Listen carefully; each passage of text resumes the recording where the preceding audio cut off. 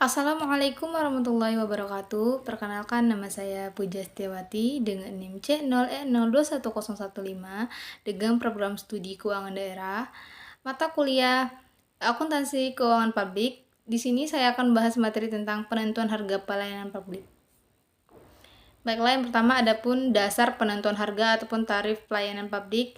Yang pertama ada pendapatan yang diinginkan, yaitu meliputi pendapatan bersih setelah dirugikan biaya laba yang diinginkan dari pelayanan tersebut, dan pendapatan bersih yang dibutuhkan untuk meningkatkan pendapatan daerah.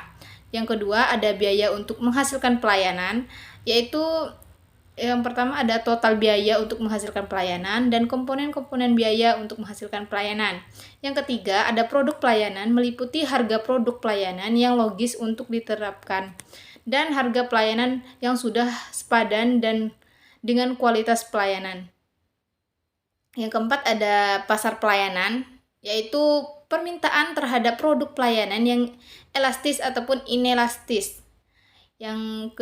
Terus ada pelanggan ataupun pengguna pelayanan, keberadaan produk pelayanan yang di pasar yang homogen ataupun heterogen, persaingan dalam penyediaan pelayanan tersebut. Yang kedua, materi kedua ada entitas permintaan, adalah teori ekonomi yang mengemukakan kepekaan permintaan terhadap perubahan suatu barang dan jasa. Dalam lingkup sektor publik, contoh permintaan yang entitas adalah permintaan pada barang dan jasa yang merupakan kebutuhan sekunder, sedangkan permintaan entitas adalah permintaan pada barang dan jasa yang merupakan kebutuhan primer ataupun pokok. Adapun biaya produksi pelayanan,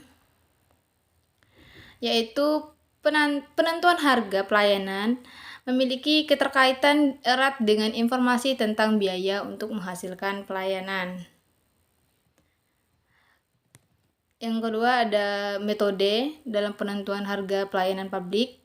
Yang pertama ada gross margin pricing, yaitu digunakan oleh perusahaan dagang dan yang tidak membuat sendiri produk yang dijual, tetapi hanya membeli dari pemasok kemudian menjualnya kepada pelanggan.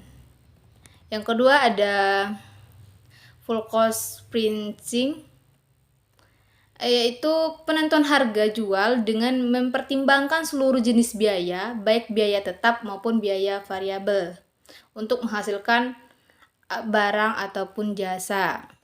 Yang ketiga ada direct cost printing, yaitu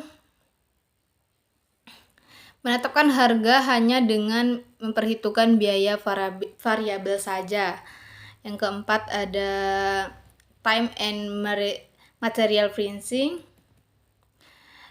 Biasanya banyak digunakan pada perusahaan jasa seperti perusahaan servis kendaraan, konsultan dan sebagainya.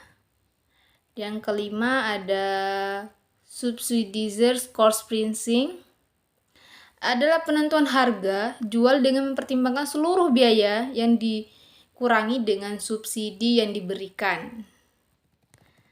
Yang keenam ada target pricing, adalah penentuan harga barang ataupun pelayanan publik yang sudah ditentukan terlebih dahulu sehingga biayanya harus ditekankan melalui efisiensi. Yang ketujuh ada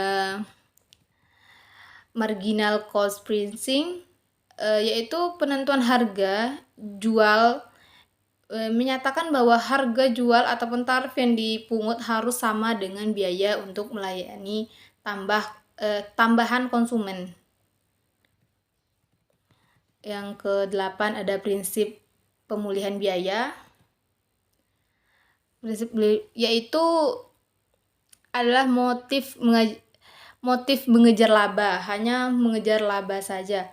Selanjutnya yaitu pelayanan publik yang bisa dijual.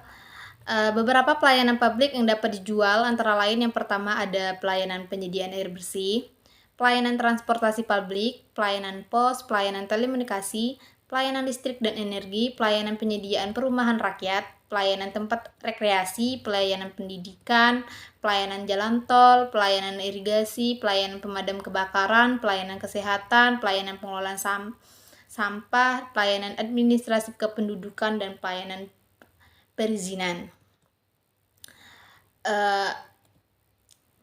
Pembebanan tarif pelayanan publik kepada konsumen dapat dibenarkan karena beberapa alasan. Yang pertama, adanya barang privat dan barang publik. Untuk barang privat, yaitu barang yang kebutuhan masyarakat, yang manfaat barang ataupun jasa tersebut hanya dimiliki secara individual oleh yang membelinya saja, sedangkan yang tidak mengkonsumsi ataupun yang tidak membeli tidak dapat menikmati barang ataupun jasa tersebut. Sedangkan untuk barang publik, yaitu barang-barang kebutuhan masyarakat yang manfaatnya dinikmati secara seluruh masyarakat secara bersama. Contohnya pertahanan nasional, pengendalian penyakit, jasa polisi, jalan tol, dan sebagainya. Dan campuran antara barang privat dan publik, terdapat beberapa barang dan jasa yang merupakan campuran antara barang privat dan barang publik. Karena dikonsumsi secara individual, seringkali masyarakat secara umum juga membutuhkan barang dan jasa tersebut. Contohnya pendidikan, pelayanan kesehatan, transportasi publik, air bersih. Barang-barang tersebut sering disebut dengan merit good karena semuanya membutuhkan, tetapi tidak semua orang bisa mendapatkan barang dan jasa tersebut. Untuk memenuhi kebutuhan barang tersebut, pemerintah dapat menyediakan secara langsung, memberikan subsidi ataupun mengontrakkan ke pihak swasta. Baiklah, itulah yang dapat saya sampaikan. Kurang lebihnya saya mohon maaf. Saya akhiri. Wassalamualaikum warahmatullahi wabarakatuh.